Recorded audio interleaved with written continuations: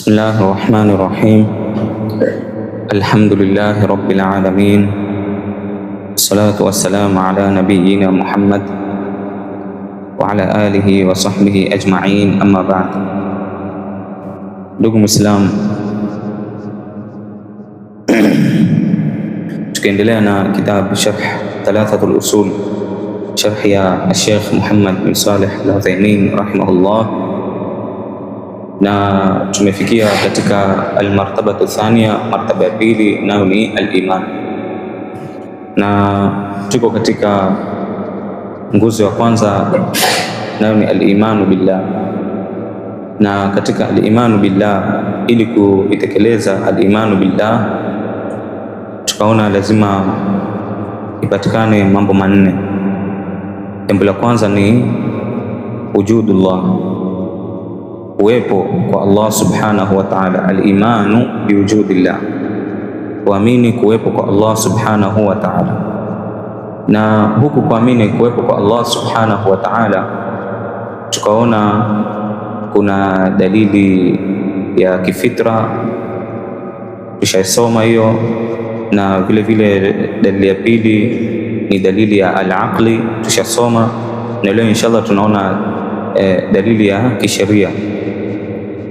Wa amma dalalatu shar'i ala wujudi llahi ta'ala, ama dalili ya sheria juu ya kuwepo kwa Allah subhanahu wa ta'ala, falianna alkutuba as-samawiyata kulluha tantiqu bidhalika, ni kwa sababu vitabu vyote vya mbinguni vyote vinashuhudia jambo kama hili, ikiwa ni Taurat, Injil, Zabur, Quran, zote zimetoa ushuhuda ya kuwepo kwa Allah subhanahu wa ta'ala. Wama jaat bihi min al-ahkam al-mutadamminati limasalih al-khalq, na yale yote yaliyokuja nayo miongoni mwa hukumu zilizojaa na maslah ndani yake kwa viumbe, hii yote dalilun ala annaha min rabbin hakim, ni dalili ya kwamba yanatokana kutoka kwa Allah subhanahu wa ta'ala, mwenye hikma na ujuzi, tena alimin bimasalihi khalqihi, anayejua vyema, anayejua vizuri maslaha ya viumbe vyake. Wama jaat bihi min al-akhbar al-kauniyya, na yale yote ambayo kwamba aliyokuja miongoni mwa habari za kimaumbile za ulimwengu, allati shahida alwaqi'u bisidqiha, ambazo kiukweli umeshuhudia ukweli wake. Dalilun ala annaha min rabbi, ni dalili ya kwamba yanatokana kwa Allah subhanahu wa ta'ala, mola mlezi, qadirin ala ijadi ma akhbara bihi, mwenye uwezo wa kuumba, mwenye uwezo wa kuleta kila kitu kuwepo kwa yale ambayo kwamba aliyoyataja. Kwa hivyo hii ni dalili ya ash-shar'i kuonyesha kuwepo kwa Allah subhanahu wa ta'ala, ambayo ni alkitab, alquran. Wa amma adillatul his, ama dalili ya kihisia kuwepo kwa Allah subhanahu wa ta'ala, asema wa amma adillatul hissi ala wujudillah, ama dalili za kihisia, yani dalili ambazo kwamba zinazoonekana kwa macho, dalili ambazo kwamba zinazosikiwa kwa masikio ya kuwepo kwa Allah subhanahu wa ta'ala. Sheikh anasema famin wajhain, basi zinatokana na pande mbili. Leo inshallah tutataja upande mmoja, inshallah katika kile tutakachokuja tutataja upande wa pili. Asema ahaduhuma annana nasma'u, upande wa kwanza ni kwamba sisi tunasikia, wa nushahidu, na tunashuhudia, tunaona kwa macho, min ijabati da'ina, majibu ya dua za wale ambao kwamba wanaomba. Mtu anapoomba dua tunaona na tunasikia wale ambao kwamba waliojibiwa. Wa ghawthil makrubina, na vile vile kuokolewa kwa wale wenye dhiki na matatizo. Ma yadullu dalalatan qati'atan ala wujudihi ta'ala, jambo hili linaonyesha na ushahidi wazi na kwa yaqini uwepo kwa Allah subhanahu wa ta'ala. qala Allahu ta'ala, Allah subhanahu wa ta'ala amesema, wa Nuhan idh nada min qabl, na Nuhu alipoita zamani, alipoita yani min qabl, fastajabna lahu, Allah anasema nasi tukamuitikia.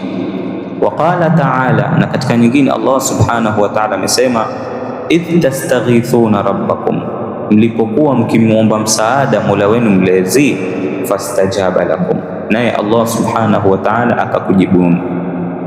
Wa fi sahihi al-Bukhari, na katika kitabu cha Sahih al-Bukhari, an Anas bin Malik radhiyallahu anhu, hadithi Anas bin Malik radhiyallahu anhu, qala, amesema, anna a'rabiyan dakhala yawm al-jum'ati wan nabiy sallallahu alayhi wa ala alihi wa sallam yakhutub, mbedui mmoja ambaye alikuwa akiishi nje ya Madina, yani sehemu za mashambani, aliingia siku moja msikitini, tena siku wakati wa swala ya Ijumaa, na Mtume sallallahu alayhi wasallam alikuwa yuko juu ya mimbar anatoa khutba. Faqala, huyu bwana akasema, ya Rasulullah, ewe Mtume wa Mwenyezi Mungu, halaka almal wajaa aliyal, mali zangu zimeangamia na watoto wangu, yani watu wa nyumbani, familia yangu wana njaa. Fad'u Allah lana, basi nakuomba ya Rasulullah, niombee kwa Allah subhanahu wa ta'ala atusaidie. Farafa'a yadayhi wa da'a, Mtume sallallahu alayhi wasallam akainua mikono yake na akaomba dua. Fathara sahabu amthal aljibal, Allahu akbar, mara papo hapo mawingu yakatanda kama milima. Falam yanzil an mimbarihi, na Mtume sallallahu alaihi wasallam hakuondoka kwenye mimbari yake, hatta raaitu almatara yatahadaru ala lihyatihi, mpaka nikaona mvua ikiteremka, mvua ikishuka mpaka juu ya ndevu zake Mtume sallallahu alaihi wasallam. Wa fil jum'ati thaniya, na Ijumaa ya pili, qama dhalika al-a'rabiyu au ghayruhu, yule mbedui au mtu mwingine alisimama. Faqala, akasema, ya Rasulullah, ewe Mtume Mwenyezi Mungu, tahaddama albina, majengo yetu yamefanya nini? Yameporomoka. Yani siku ile alipoomba dua mvua inyeshe, majengo yetu yalifanya nini? Yaliporomoka. Wa ghariqa almal, na mali zetu zikaharibika.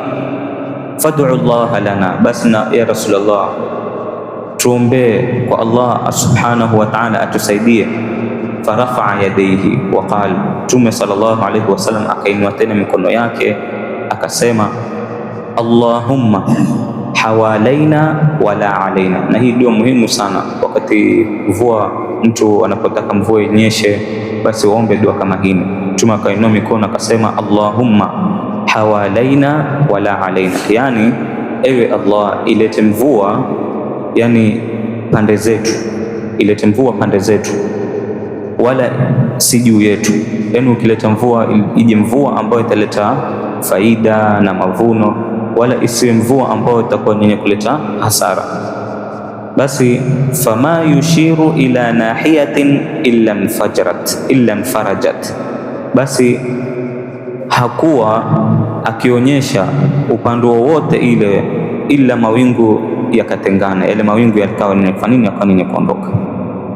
Wama zalat ijabatu da'ina, na bado kuitikiwa kwa maombi ya waombaji, amran mashhudan ila yaumina hadha, ni jambo ambalo kwamba linaloshuhudiwa hadi leo hii.